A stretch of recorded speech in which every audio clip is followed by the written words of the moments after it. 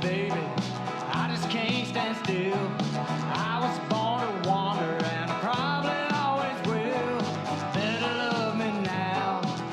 You know I won't be here long.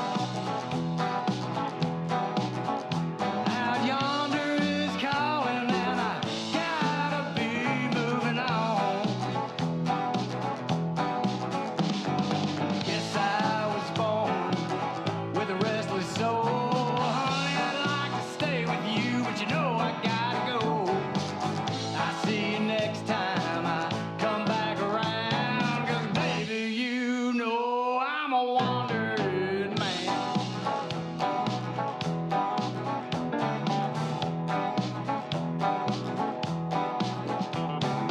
Don't know where I'm headed, but I ain't lost my way. Ain't worried about tomorrow, busy living for today. Don't worry about me, baby. Don't let it get you down. If the world keeps turning, honey, I'll be right back around. Guess I was born with a restless soul. Honey, I'd like to stay with you, but you know I gotta go. I'll see you next time I come back around. 'Cause baby, you know I'm a wandering man.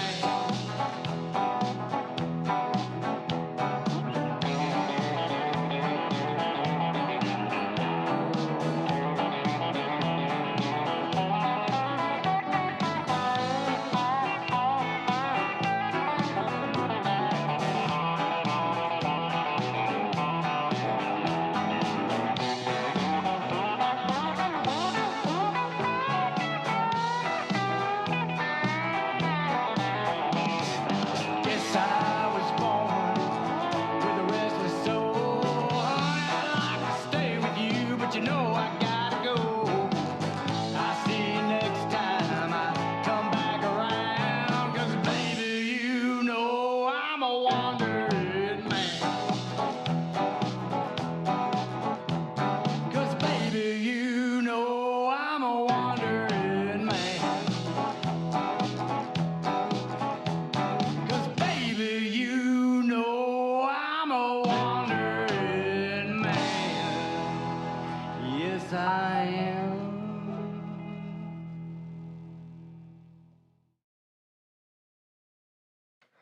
Hello and welcome to the Simmons Says Show here from Studio 605, the new Studio 605 location that we've been debuting here on the Simmons Says Show, which is presented by Mud Bums Family Sports Grill, 507-2867. Again, that is 931-507-2867 or 507 Bums. You can call them, get your lunch, go over there, call it in, pick it up through the drive-thru window, or just stop on in. It is Thursday. They'll have their 90-cent wings tonight, the wing special, or you can go over there for lunch, $10 lunch plates, or the meat and threes, which I've tried a couple different times this week, and it has been absolutely delicious. Had pork chops yesterday, macaroni and cheese, mashed potatoes, some cinnamon apples. It was honestly too much food, but for $10 with a drink, can't beat it. All right, we're going to continue our run of talking to people that are running for office this week, and again, we have Bo Ramsey here, who is going to be running for sheriff. Oh man, take it down. Bo gonna wreck the set. What's going on? Mr. Ramsey, how are you doing today? I'm doing good. How are you doing? I'm doing really well. I'm excited to have you here. Excited to talk to you a little bit about this. So, I mean, I guess the first thing we'll start with the easy ones. We'll start with the layups. All right. Give everybody a little bit of your background of what how you got to Warren County and how you went from being in Warren County to now running for sheriff. Well, I was born in Nashville. Went to Overton High School for my freshman year. My dad got a job with Bridgestone here in Warren County, so we came to Warren County. Went to Warren County High School for my sophomore year, and played football, wrestled. We had to get the wrestling team together for that year. So the Ramsey's been pretty big into that. Yes, we love the wrestling, and when I came here, they didn't have it, so I was a little bummed. I was like, hey, I missed the wrestling. My dad got out and went to Bridgestone, a bunch of other places, got some money together to get the first mat that Warren County had.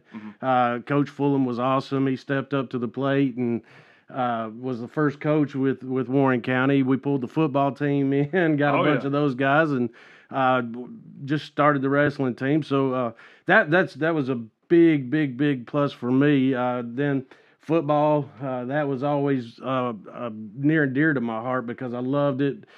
Defensive linebacker, was able to go out and hit people, so I really enjoyed that. Graduated from the high school and was going to go to college. Planned to go to do the summer workouts. Yeah. And I said, I feel pulled to do something else, so I went and talked to a recruiter about the United States Marine Corps and signed the papers. And 2 days later, here I am in Paris Island. Wow. Yes, it was a great experience there. A little different. Yes, a little bit. I would say.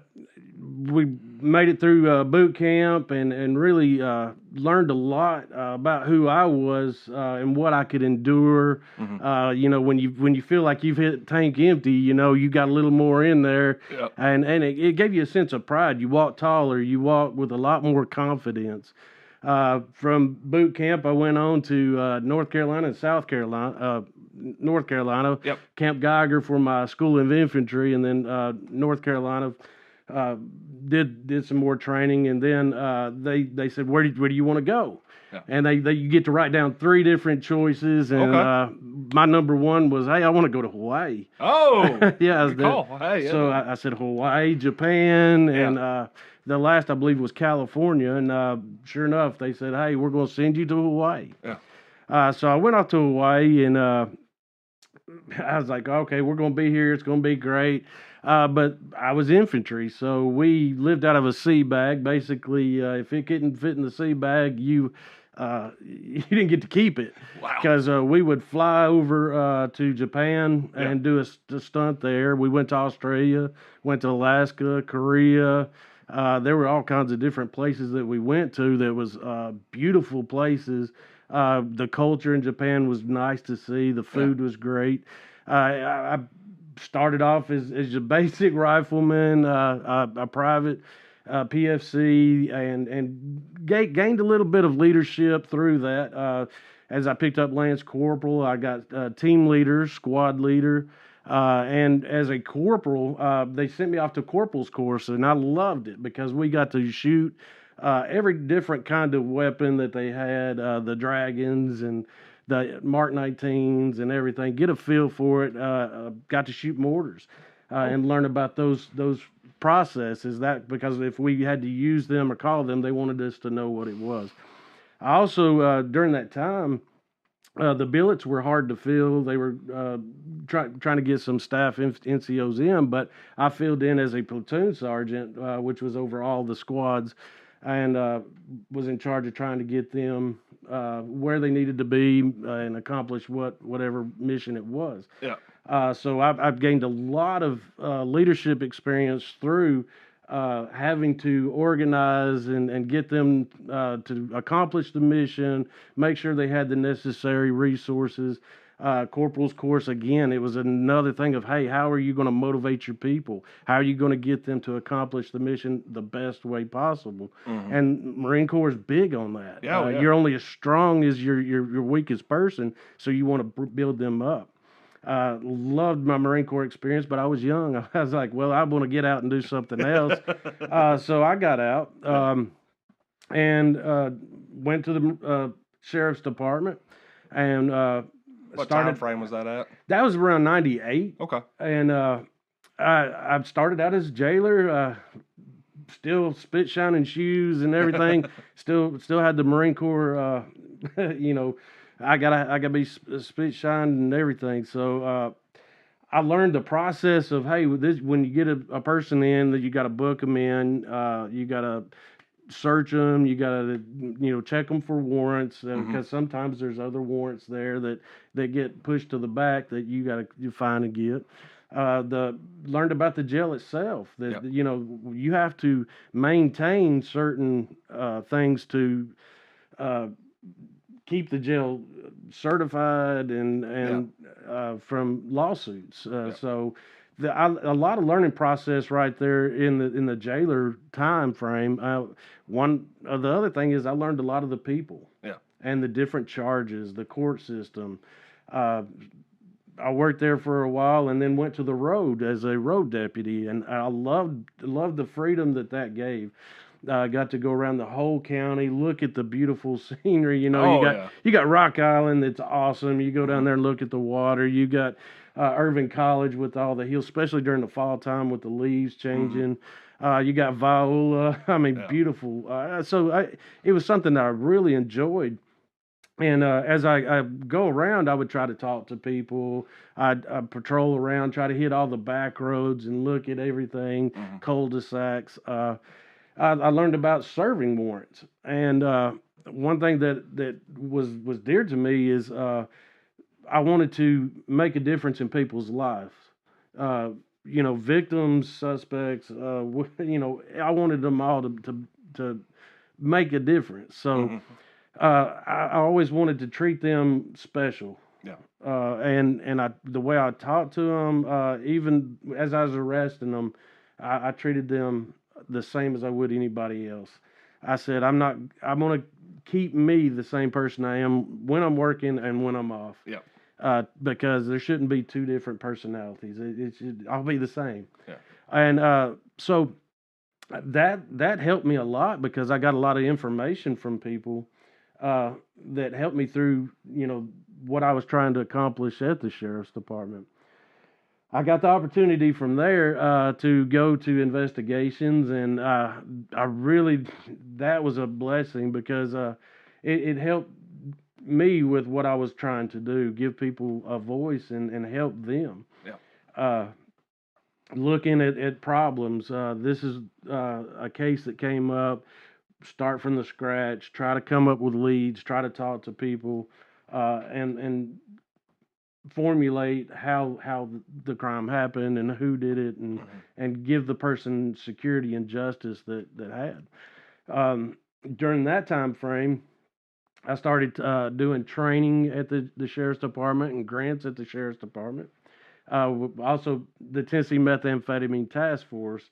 It used to be the Southeast Tennessee Methamphetamine, so it's grown huge. Yeah, it's grown big. Yeah. We were working meth labs and doing a great job, you know, knocking those down, putting people away, trying to keep the drugs out. When it became the Tennessee Methamphetamine Task Force, I became a site safety officer for them, and that was basically going and doing recertifications for people that were certified to work methamphetamine labs, and also to certify the ones that needed to be certified. We would do smoke tests, do different trainings for that. It was a great experience for me. The grant writing, the very first grant that I did was for a single taser. Oh, wow. And it was for the SWAT team, the SWAT team at the time. And I just applied for it, and they said, you're awarded it. And I'm looking at the screen like, really? Really? I felt like I won the lottery, and it was on one taser. But it went with what I felt, you know, was good because it was something that I put effort into and saved the department and the county money, even though it was a small amount. But it fueled the fire because I was like, let's keep going, and I'd write more, and I enjoyed doing that too, save the money and let the money for the sheriff's department go towards other things. I learned a lot on the run and talking to other people that were doing. We did one that was around $348,000 for vehicles and other things. Went to a meeting in Kansas City that was required through the grant. You had to go through the meeting, and found out that we should have asked for more. Here I was like, that's a lot of money, and they're like, well, there was millions. Yeah. Like, oh, y'all undersold. Yes, undersold. And I was like, I never would have known that. Yeah. So I learned in that process, you know, hey, ask for a lot. And that money's going to go to somebody. So we want it to come here. Yeah. We want to take care of Warren County. during that time also, I started coaching. Yeah. I was coaching at the middle school, wrestling, and I got the opportunity to go over to the high school and do high school coaching with the football and Yep. wrestling team, and that was rewarding. That still is a highlight of my life. Mhm. Just the impact those men had on my life, Yeah. and the interactions and relationships that we built through that time. And I say that because I know I coached them, Mhm. but they gave me so much more back. So Some of those guys are in law enforcement now too. a lot of them are, and Yeah. I don't know if I played a part in that, but I'm proud of them and very excited for them and where they're going with their careers. Yeah. From captain, I went to chief deputy under Tommy Myers, Yeah. and learned the ins and outs of the whole part of the jail itself, from records keeping to finance to everything. Unfortunately, when the first Tommy first took office, Yeah. he had some health issues, Yeah. and he had some heart problems, so he was out for a good while there at the beginning, Mhm. and I had to step up and take care of things and run things until he could come back. And it was challenging and everything, but we've made it through it, and everything was good, and we continued to build and work hard. One thing was the jail wasn't certified, and it hadn't been certified for a while. And that was our one of our missions. We wanted to get the jail certified because there's a lot of things that are available once you get that certification. So we put our nose down, grinded hard, worked on getting the jail certified, and we accomplished that and maintained that. The training, we increased the amount of money that was put into the training and able to give them more training, and just so much that we were able to provide. We started the tablets out there, Mhm. and you remember? Oh, I remember that was that was a hot topic. Yeah, still a hot topic, probably. Yes, still a hot topic, but you just re-brought it up. but that's one of the things that it was new. Yeah. And we did it for a lot of reasons, and we knew there was going to be a learning curve in there and some things that we would have to change. But by giving them the tablets, we were able to reduce the books, the law libraries Mhm. that was out there, and put it all on these tablets. So they had access to the law library, which is mandated by law. Yeah.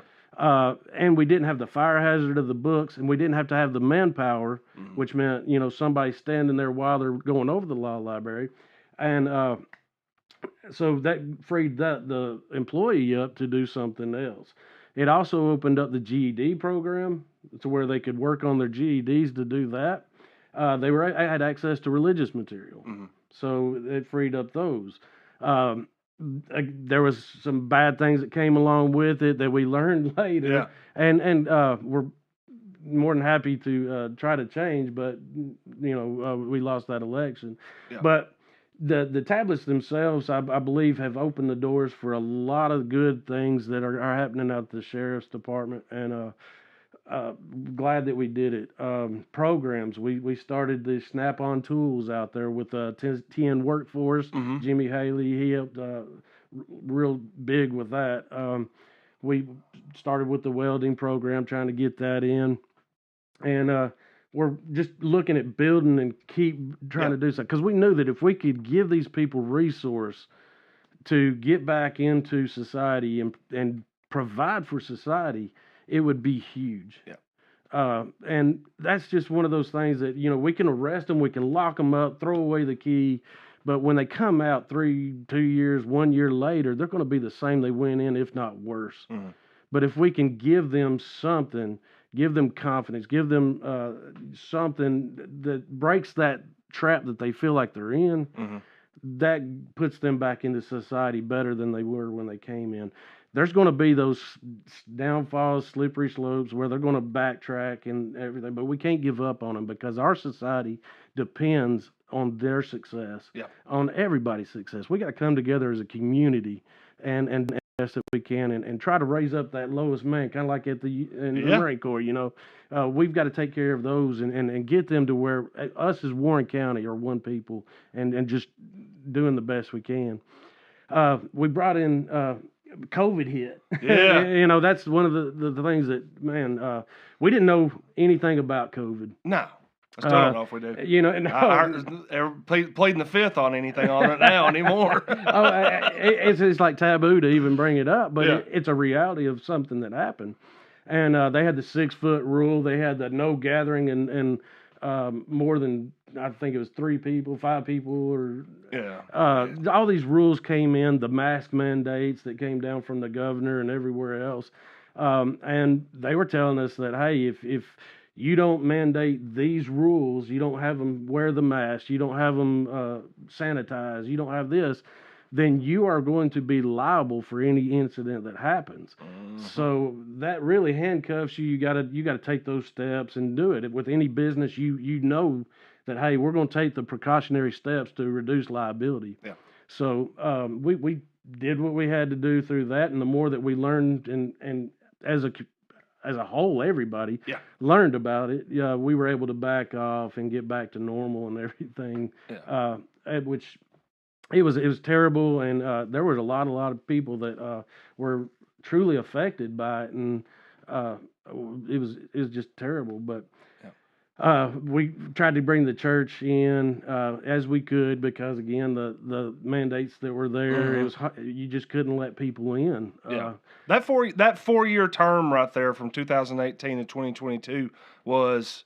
You affected a lot of change, but at the same time, you were dealing with a lot of change. So it was really a lot of unknowns. It's tough to try to navigate everything that was going there. It was, which as somebody that likes to kind of take on challenges and figure it out, it was a good thing, But as far as the itself, it was terrible, and I hated it. It was very tough, trying time. But we did that, and all that happened, and then we lost the race. Tommy retired. I was going to retire, and I was contacted by Little Jack to come back to help them transition over. And I thought about it, and I was like, that would be a good thing to get it back up, because I do care, and I want them to succeed. So I went back. He made me his major, and still worked grants, still participated in the training, and tried to show them, the records keeping system, all the things that were going on in the jail. Try to help them through things that we had problems with. And then it came to a point where it was time for me to retire. Yeah. And so I retired, started teaching scuba diving. Well, I was dive master at the time, and kind of doing that. But my boss, he said, hey, why don't you become an instructor? I went down, took the instructor test, which was very hard, and started teaching scuba diving and loving it. Yeah. And it's something that, when I have a love for something, I want others to feel that love. So I got out there to instruct, to show people, hey, the world under the sea is awesome. Yeah. And I want you to see what I see. So here, let me teach you how to do that. And so I got into that, and I loved it. How long do you think it'd take you to teach me how to scuba? It'd take at least 4 sessions and some training. But it's really not as hard as everybody thinks. The hardest part is it's an unnatural act under the water. Yeah. You're breathing under the water. Yeah, that makes sense. So to get comfortable and everything in that, it takes a little bit of time, but it's a great thing, and it's not hard to get over. Yeah. Well, let's bring it back to where we were while we're here today, and that is because you're going to be a candidate Right. For sheriff. Again, you can vote early until August the 1st. You can do that at Locust Street at the admin building. You could also do that at Centertown, and you could also do it at the Morrison Rotan until August the 1st, which is this Saturday. And then all of a sudden, we're going to be sitting there waiting on pins and needles on Thursday, August 6th, where the election day will happen. You'll be able to vote at all the precincts around the county, and then also we'll know who will be the sheriff for the next 4 years after August the 6th. So again, too, a lot of things going there. You just went through a lot of different things, and I'm over here, and I'm sitting here thinking about, I had questions I want to ask. I was like, well, he answered about 7 of them, and that, but the end spectrum of all I saw there is jailer, patrolman, investigator, chief deputy. You've basically seen the sheriff's office from every angle that you were there. So, do you feel like that's what would make you a potentially good sheriff if you were to be voted in by the Warren County? I believe that's definitely a great thing that I've been able to experience it and see it from all different avenues of the sheriff's department. I believe that my personality, I'm somebody that I love to talk to people, and I'm always the same. I don't try to put on a different face or anything for anybody. This is me. So I believe that being somebody that is approachable, somebody that I'll talk to you. I want to. If you don't agree with me, I want to find out why. Yeah. Let's discuss it, and we might have to end up disagreeing or Agreeing agreeing to to disagree. disagree, Or it could be something I'm wrong. I need to change what I'm doing, or I'm able to explain why I'm doing what I'm doing, and it's good.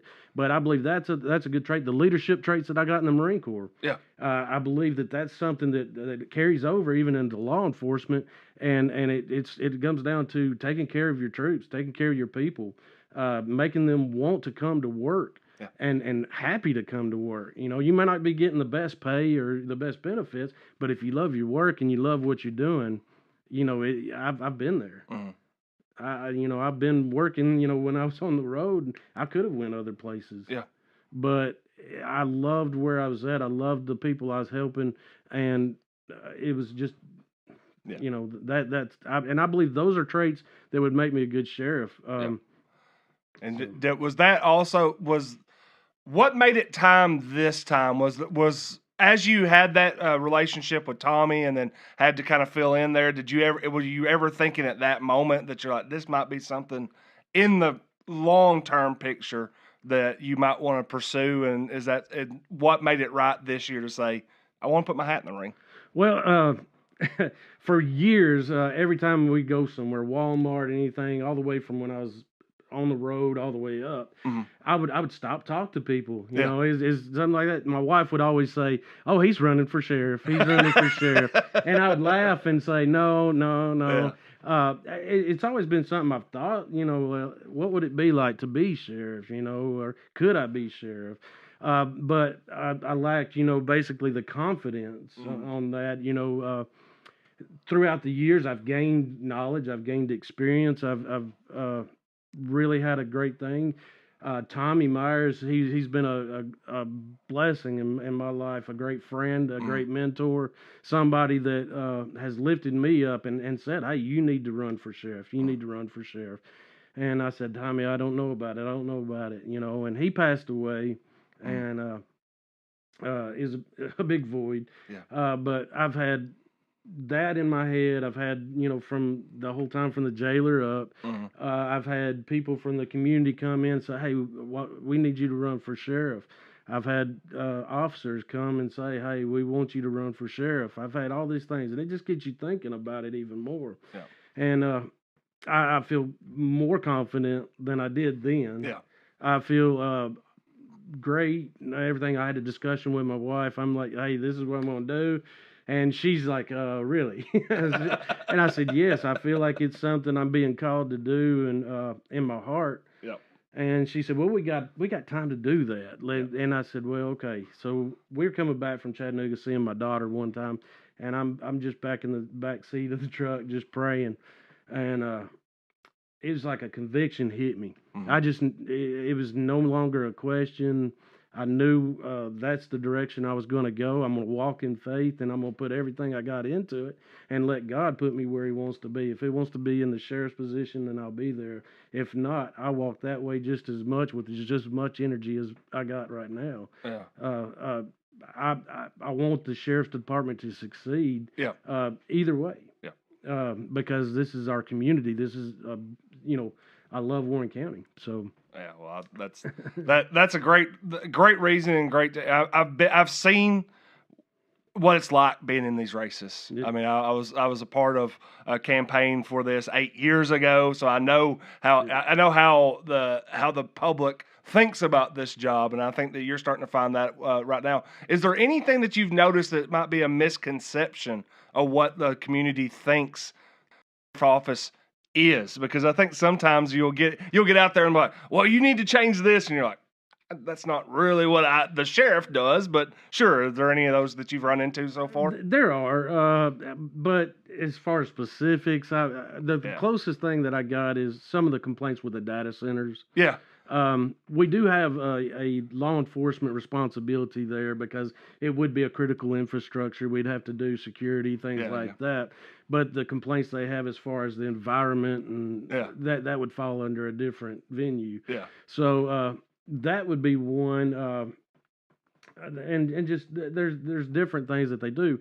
But that doesn't mean that we can't listen to those complaints and give them, ideas, thoughts of where they can voice those opinions and make it better. Yeah, you're just a hub of information. Yeah. I mean, because we do talk to a lot of people. We talk to we're voices for our community on Capitol Hill. So we do talk to congressmen. We do talk to different people that do deal with that. So we could be a voice for them, even though it's not really our job. What would it be like? What would it be like going from where you say, like, you were the jailer, you've been on the road, you've been in the investigations, you're in there, to go into the sheriff's job that maybe becomes more of an overseer role than a more of a hands-on on the street type role day to day? Or, I mean, not saying that you can't be, because you're the sheriff. I think you kind of make your own job title in some aspects. I want to be there. Yeah. Working with the guys has been a blessing for me. The great officers, great people. Yeah. Getting to talk to the public, getting to help those. That's why we're doing what we're doing. Yeah. Is to give voices to those that don't really have a voice. So I don't see me really sitting there just overseeing. Yeah. I want to be out, helping and being a part of that family, that sheriff's department family that we have, and letting them see, hey, your sheriff's out there doing this, and this is how he's treating people. Mm-hmm. I want to do that. Yeah. Because they have got the same things that I had when I was a jailer or a road deputy. They all have aspiration to go to the next level. Mm-hmm. And one way you do that is, again, teach them to take your job, work hard enough that they can't, but you're giving them examples of how to do that, and you're giving them the right resources to do that. Yeah. What would you say would be one thing that the community doesn't understand about the sheriff's job that you might have a huge impact on, but no one ever really knows that was something the sheriff might be doing, whether it might be something that y'all focus on or something that y'all do with staffing or anything like that? Oh, there's so many different wheels and everything that go on between the courthouse, SRO, that, we transport. With the mental illness and everything, it's a big issue here. We've got to step up and really focus on that. One thing I would like to see that, is bringing back that old school community conversations with the public. Go to the CIC, bring that community in. This is what's going on in your community. From a law enforcement standpoint, what do you have as a citizen that lives here? And give them a chance to actually give me feedback on how I'm doing. I could say, hey, I'm doing awesome and all these things. Yeah. This program's working, that program's working, but it ain't. And if I get feedback, it kind of puts me back in check too and lets me know, hey, let's go back and punt, or let's revamp what we're doing. I believe that two-way communication, it helps them buy into that law enforcement mission that I've got, but it also makes them feel uh, like, hey, I've got their best interest in mind. Yeah. I'm not only out here doing it, but I'm discussing their safety. They're with them. Yeah. Well, I mean, a good. I mean, it's kind of your answer would be is you don't want people to know that there's stuff that you're doing that they're not seeing. It's almost to the point like you want everybody to know this Right. is exactly what we are doing, Right. because we need to know. Because as you said, you kind of need them as the checks and balances of, hey, if I do this, are we actually doing it the way that it needs to be done? Is it helping your community? Is it doing that? So yeah, I like that. Yeah, you kind of flipped it on its head there. I like that. You kind of see too. You know, a lot of people are like, I'm gonna mind my own business, turn the other way, and I understand, but that also hurts them as a community and as because when they're the victim, are other people doing the same? So we need to break down those barriers, have communication as a community, as a society, and take care of our neighbors, take care of our people, and hold people firm, fair, and consistent. No. Hold people accountable, but let's try to get it better. Yeah, you just went into coach mode right there. Firm, fair, consistent. I like that. Yeah. That's old coaching phrases coming out right there. Let me ask, what do you feel like might be the biggest challenge that would face the department over the next 4 years if you were to be elected and take the office? I see with the ICE issues and some of the immigration issues. I'm kind of keeping an eye on that, seeing where it's going to, what they're going to try to put in place, because with what they're doing and how they're bringing them in, that could affect. Okay, we're having to hold transport so that these immigrants 72 hours or however long it is till they get, which means we've got liability issues, bedding issues, food issues. Not just that they're there, there's a lot of things that come in there. Then you got employee issues. That's more people on the count. Yeah. There's so many things that go with that. So that's one thing. I believe that another would be, again, getting the community to buy in. Yeah. And it's going to take trust. That's going to take time. That's going to take answering the hard questions, because they're going to be Hail Marys, that are going to come down. And I'm going to have to stand up and do that. But if I'm asking them to buy into what I'm doing, I've got to stand up with those. And again, there's sometimes where it's going to have to agree to disagree. But hopefully, if we're doing it in love and out of love for the community, we're able to do that. Yeah. Well, I'll say, let's ask you a tough question real quick. Day one, if you're elected, what would be something you would change? Work to change immediately? Day one, my thing is to evaluate. Yeah. I'm not one to come in and change right off the bat, because if you do things out of impulse, things like that, you make some bad decisions. But if you sit down, you assess and evaluate, look at, and then try to inform and educate the people that are there. They're going through a change themselves. They've had this rough election. Yeah. I've been through them, and as an employee, it's scary. It's there's all kinds of things that go through your mind. So to give that space of, hey, the election's over, and give them some comfort knowing that, hey, it's going to be okay. Yeah. And educate them to, this is what my mission is. This is how we're going to go about doing that. Working on the jail, I plan on being there because that's a big liability. Yeah. There's so many things that you got to do as sheriff. You got to be present and step up and take that reign. And the more we do that, I think the better it'll be. So the change part, I believe, will be delayed, but just because I believe in assessments and decisions based off that. which is honestly probably the best way, because everybody will say, like, day one, I'm enacting this, or I'm going to do this. And it's like, or I'm going to go clean. I was like, I don't think anybody's going to, I don't see you coming in like the Rock and walking tall and saying, y'all are all done here. Well, Like, there definitely will be some administrative changes. Oh, I mean, obviously. Things I mean, like there's that. everything that has, I mean, there's, people, you got to put people in place where you want them. But to clear house, you're losing experience, you're losing money that you put into training and things like that. And it's not a good business decision. Well, not only that, but I mean, right now across, I mean, statewide, even I feel like there's probably keep getting training or just retaining deputies and key staff is probably tough. I mean, what would you want to do to make sure that y'all are getting the right people in the right places, training them up? What plans do you have for something like that? Again, that comes through assessments. If you work hard, you get rewarded. If you're not, then you get bumped down the ladder or bumped out. Yeah. You've got to perform. You got to do your job, and you're going to be assessed off that. And that's not something that one day you're assessed and the next day you're not. That's going to be a rolling assessment. Yeah.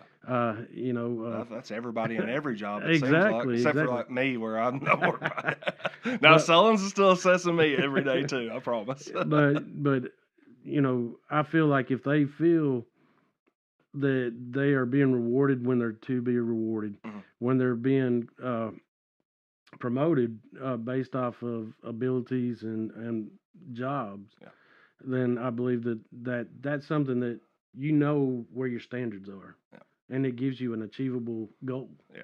Well, I mean, Franklin Fisher in the comment section was talking about you as a linebacker and says you were a kind of guy that would knock them down but then help them up. But I feel like that might be a philosophy that you use across everything. I mean, even like you was talking about with your workforce, if you have to knock them down, you're going to help try to lift them back up. Or like you're out in the community and you have to bring somebody in, you got to knock them down. Yeah. But you got to have, in some aspects, have to lift them up. Is that something you feel like that's that common refrain that's in your life right now? Just sports, football, wrestling. It builds character, and it gives you life skills for later. Marine Corps, same thing. It gives you things that roll over. Any service, I tell people all the time, any service that you can go into, go, because it builds your confidence. It builds your belief and confidence in yourself. Yeah.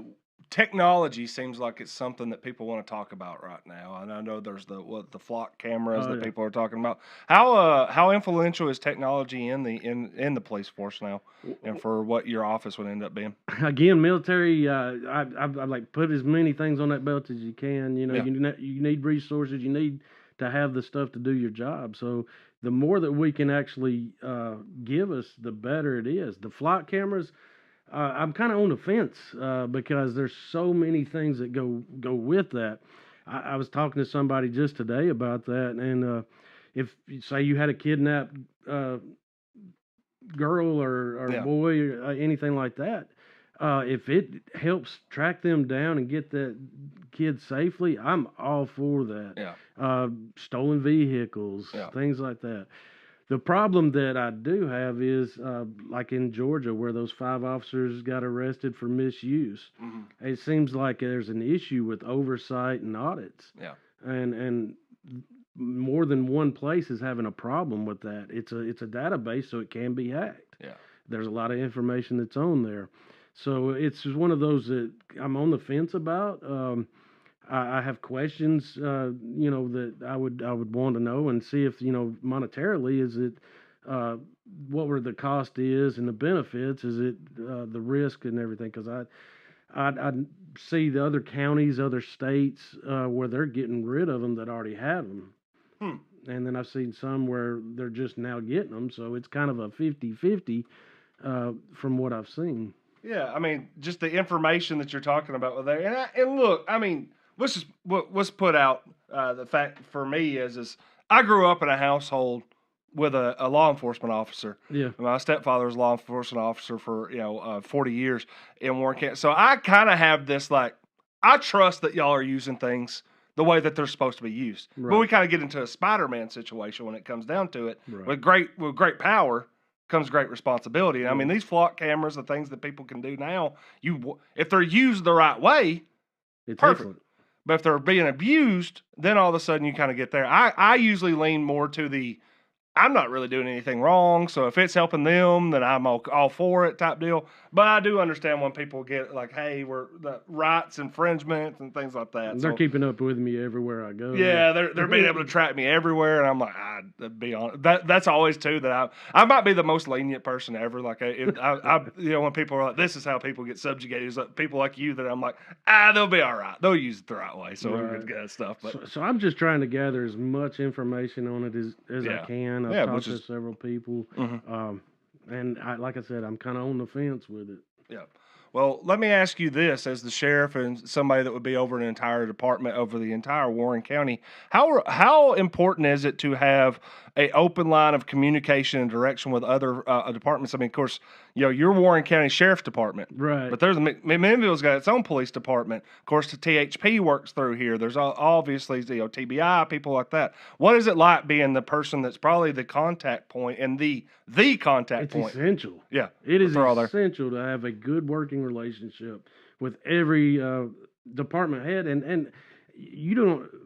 When another sheriff comes into your county and talks to you personally, you don't. It gives you a great feeling, and it's something that I've learned from other sheriffs that have talked to me that hey, he knows who I am. He talked to me. Yeah. So not only in building up our deputies, but their deputies also. And if we can work together, we're sharing information. We're going as one against crime. And the more resources, the more things you have, the better it is. Yeah. I think you have to have that working relationship, and it just betters the safety of the department and the community itself. As somebody that's been in here since, you said you were started as a jailer around in the 90s, I'm assuming that you've had probably some run-ins and probably know Nicole Mosley, the chief of police in McMinnville. So I'm sure that y'all would probably have a pretty good relationship if you were to be elected. Most definitely. I've had some discussions with Nicole, and she's open, to discussions. She doesn't lean either obviously way. not. No, she's not. I'm just saying that there's that would be somebody that is your job as the sheriff's department, her job in the McMinnville city. That I feel like that would be now. And then all of a sudden, y'all are probably gonna have that softball game too. I don't know who would you play in that? I would try. We used to do a basketball tournament and everything else. I was in a little better shape than I was. You probably want flag football, but hey, can we get flag football game? Yeah. But I that goes back to those community, the old CIC things where you used to have the fire department softball games against the county, city against county. We had the basketball games, where we had EMS and the departments, going against each other. Again, that brought that unity in, and it was fun for us, but it also went to some good stuff. So what position are you playing if we get those basketball games back? You in the post? You playing guard? What's going on? I played basketball for 3 years when I was little. Yeah, and never made 1 point. So coaching is what you're saying. Well, basketball's out. I'm gonna leave that to Chris. Okay, but, I understand. But football. I love the flag football. I seen where Cope got the flag football, and he's a great young man. Yeah. I'm gonna say there's guys that are going through that have come through y'all's the football program that when you were coaching that are now kind of littering through the different departments in town, and I know that you got to be proud to see that. What were some people that might not know? What's one thing that maybe people don't know about candidate Bo Ramsey? Maybe they think Marine, the Marine background. Maybe they think the sheriff's department. Now they know you as a scuba diver, perhaps. But what was something, or a football coach? What's something they might not know about you? You're like accomplished chef or something like that. I love your wife's in here, so she's going to fact check you. Oh no, I love music. I wouldn't say I'm a musician, but I do like to play guitar. I like to play drums and bass and piano a little, but which one's the hardest? Which one's been the hardest to learn? All. Good answer. But they just takes practice and keep going. And the more I do, the better. I've been playing off and on. My brother got most all the talent when it comes to that. My dad, he's always been into music, so it's something that's kind of just trickled down, and it's been a love. I love learning. Yeah. I went and tried to learn all different kinds of languages. I've tried to. I got my drone pilot's license. Okay, yeah, I was just actually off a talking. whim. I was like, I'm gonna go get a drone pilot Yeah. license and everything. So that led to kind of wanting to get the drone program out at the sheriff's department, Mhm.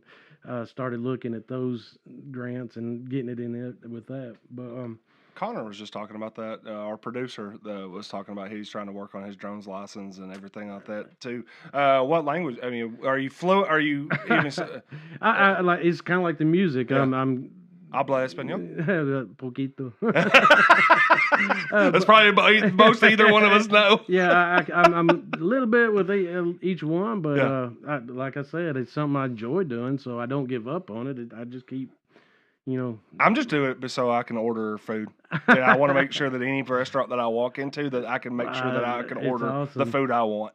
And that's the scuba diving. I've The scuba thing, yeah. I went- Does this, I mean, obviously you're from, going to Hawaii, being around there. I mean, that you're obviously a guy that's going to been in the water plenty, but that's still getting into scubas. I'm scared of sharks, or I was scared of sharks. So it's kind of like, Oh, so what?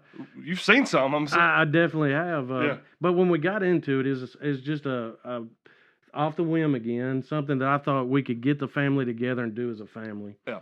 So me and my wife and my daughter, we went through the basic and Scuba Nashville, and they were great. So as we kept doing that, the more I learned. We went on a few trips. Still searching for those sharks, didn't get to see them. I told my wife when we was in Hawaii one time, I said, we're going to go on a cage dive and see some sharks. Oh. What didn't tell her was when we got there was no cage. So she wasn't happy at all. Wow. So let's say that she was very not happy with me then. And but we did see some Galapagos sharks swimming around, circling and everything. Kind of eased off the shark fear a little bit. We went to Belize, and they had the white tips, the black tips, and nurse sharks. And the nurse sharks are like little dogs. And Yeah. they're Dogs still bite too. yeah. But it was a great experience, and it just totally did away with the fear of sharks. We saw some hammerheads and Oh, wow. and all good things, but right there at the 40 to 60 feet, it's beautiful. The coral reefs, the different types of animals and fish and everything that's there. It's a beautiful experience, and to see an octopus at night and watch it change colors as it's moving, That's great. it's great. Yeah. Well, I hope that everybody's getting a little bit more information about Bo Ramsey here, and don't go. If he tells you there's going to be a cage for the shark diving, maybe fact check that one right before. No, again, to the early voting for the elections in Warren County will go on until August the 1st, and that will be this Saturday. You can go vote at Locust Street, the admin building. You can vote in Centertown at the Convenience Center, and you can also vote at Morrison. This is the Simmons Says Show. I am Jeff Simmons. Our presenting sponsor is Mud Bums Family Sports Grill, which is open now. You can go over there and get the $10 lunches. $10 lunch, you can get either chicken tenders, a cheeseburger, or a barbecue sandwich with a side and a drink for $10, or you can get the meat and three. It's probably something that I'll be trying out before the day is over. Of course, it's wing night at Mud Bums tonight. Bo, you want to do a lightning round? Wrap us up. We're almost at the hour. Are you ready for the lightning round? Let's go. All right. Well, okay. Well, first thing that I want to ask: morning shift or night shift? If you had the preference. Morning. Morning shift. You're a morning guy. Not really, but Compared to the night shift. Yeah, I understand that. Yeah. and I love nights, but morning. Yeah. If there was a eating challenge in Warren County, what would be the Bo Ramsey eating challenge? Pizza. Any of them? Yes. Yeah. It's like how? So what is be like 20? 2 larges. Yeah, I will throw it down.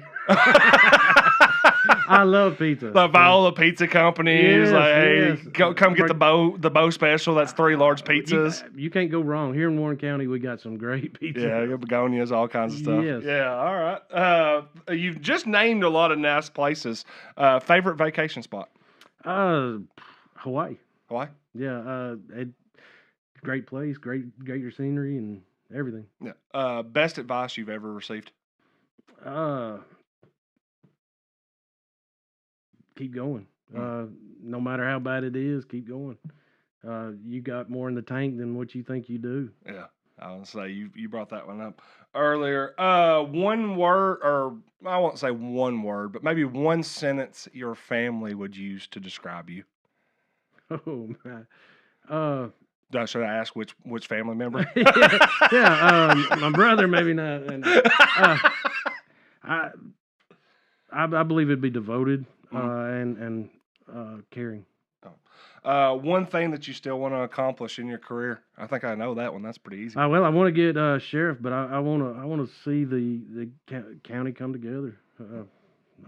That's one of my big missions. All right, last one. If you could if you could ask every voter to remember one thing when they walk into that voting booth, what would it be? Vote Bo. And that's the lightning round. I appreciate that. That's a great answer. That's as honest as it gets, folks. That's as honest as it gets. I am Jeff Simmons. This is the Simmons Says Show. We will be back tomorrow at 10:30 a.m. for Father and Son Friday with my dad, Don Simmons, at the UT side of this room. That I think Bo was kind of.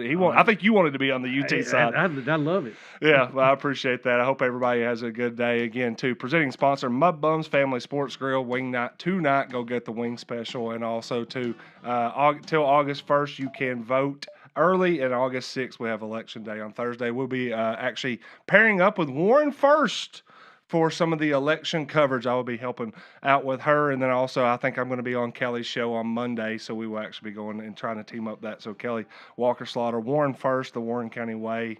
Follow us all. Bo, best of luck. Appreciate you, sir. Appreciate it. We're done. All dressed up in their Sunday suits. We're drinking their fame from a dirty glass, singing us a mess of blues. Crocodile tears, $1 million smiles. Well, you better watch out when the hand comes out, 'cause man, the milk is dry. Kids and babies